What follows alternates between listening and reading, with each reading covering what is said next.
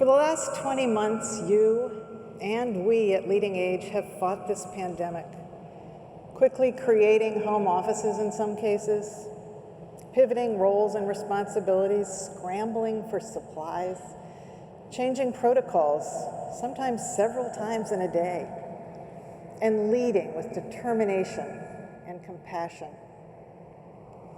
We have juggled our roles as parents, as teachers, as caregivers, executives, and counselors. There was no place to hide, no weekends away from cell phones and computers, no 2 weeks of vacation to recharge our batteries. We rolled up our sleeves and battled the worst pandemic in a century. And yet the kryptonite of the coronavirus that we feared and we fought never paralyzed us. Together, we kept moving mountains.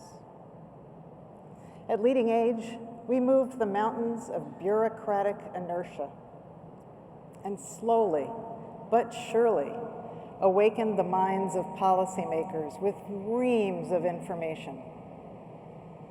The stories you shared with us, the steps you took, the resolve you exhibited, and the lives you saved is something to celebrate, to appreciate, and to talk about.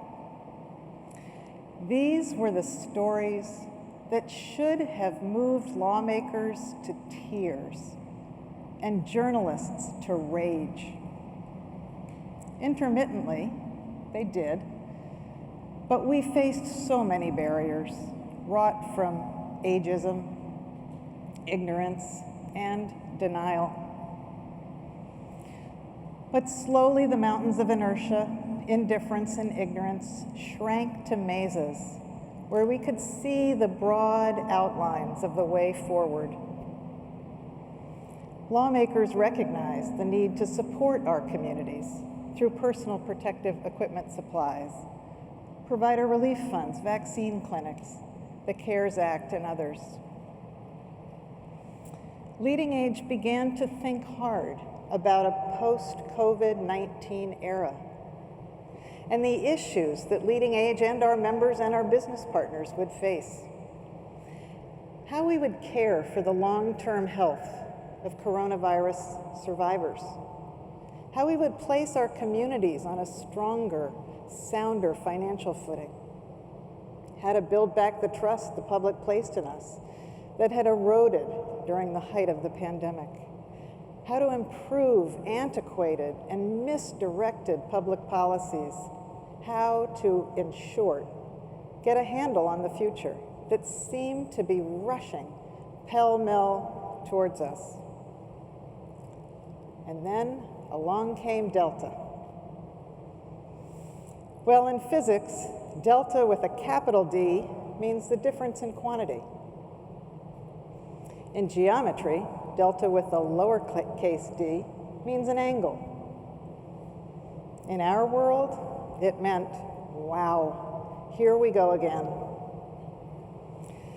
However, the angles of the trajectory are different. The tools at our disposal, PPE, masks, social distancing, closings, they work. And the vaccines and their booster shots are a game changer. Thank goodness. I walked to the Washington Monument grounds earlier this month and saw the sea of white flags, each one planted for a life lost to COVID. On the day that I was there, the flags numbered 700,237. Some flags had messages written with Sharpies by friends or families. It was tragically sad. It was moving. It was sobering. I don't want to see one more American die needlessly from this virus or its variants. We've witnessed too much death and illness already, and I know you all agree. Our job now is to press harder than ever for sensible public policies and adequate funding to address the flaws in our system that became so evident with COVID. We are determined. We are on the case. Together with our state partners and so many of you, we have been pressing Congress to pass President Biden's Build Back Better plan to help millions more people receive the high-quality aging services they desperately need. Overwhelming majorities of Americans from across the political spectrum support these investments, but they are in jeopardy of being cut out of this legislation. The people in this room, you, know more than any that abandoning this support would have catastrophic consequences for older Americans and their families. So we must help our leaders understand just what is at stake. The legislative package being debated should expand home and community-based services, help aging services providers offer competitive wages to hire and keep good workers, and increase the supply of affordable housing for older Americans. These investments must be non-negotiable. If Congress puts the needs of older Americans on the chopping block, it will be one of their greatest failures ever. And even now, your team at LeadingAge is working hard to ensure that Congress delivers. But this is just the beginning. Going back to where we were is not an option. What did Thomas Wolfe say? You can't go home again. So where do we go from here? Beyond constructive public policies, we know that many of your organizations are fragile coming out of COVID. The ground has shifted underfoot. You will need to make hard and strategic decisions about where to go from here. You're challenged by workforce shortages and financial stress, among other things.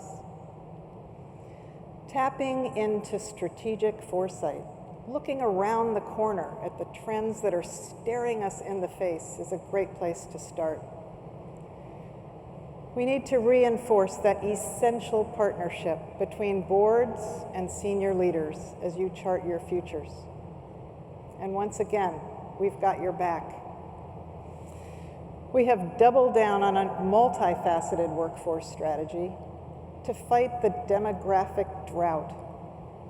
Insufficient numbers of caregivers, family and professional, nurses, people interested in careers in our sector, foreign-born workers, and others. And we want to help you make those hard and strategic decisions about the future of your communities. We've put together tools and resources to guide your boards in these increasingly important discussions. Deke Cato, a LeadingAge member and board member from here in Atlanta, wrote in his book, "We have been through a barrage of attacks, and we are still recovering, yet we remain standing. Now we must focus on our future and chart a better way forward." Deke wrote, "Let us dare to dream. Anything is possible." So we are partners with you in charting our future to keep our missions alive and continue to make a difference in the lives of America's families. Let us dare to dream. So in closing, I have a few words of thanks. First, to our state partners, to a person, you are leaders, experts, tenacious advocates, and wonderful colleagues. From Zoom to Zoom, day in and day out, we have worked in solidarity. Second, to your LeadingAge Board of Directors, they guided us and supported us through incredibly challenging times. Each one individually and collectively under Carol's leadership are true advocates for LeadingAge and for each of you. And third, my colleagues at LeadingAge. You are amazing. I could not ask for a more dedicated, smart, and compassionate group of individuals with whom I have the privilege of working every day. I know how fortunate I am. And finally, to each of you, you stood by us. You stood by each other. And you demonstrated resilience along with endurance. I trust that we have seen the worst. My hope for you is that you will have a chance to take a break, to rise above the many daily challenges you have endured, to walk along the shore, climb a mountain, play with a grandchild, pick apples, or go wherever your heart takes you. You deserve it. Thank you. Thank you.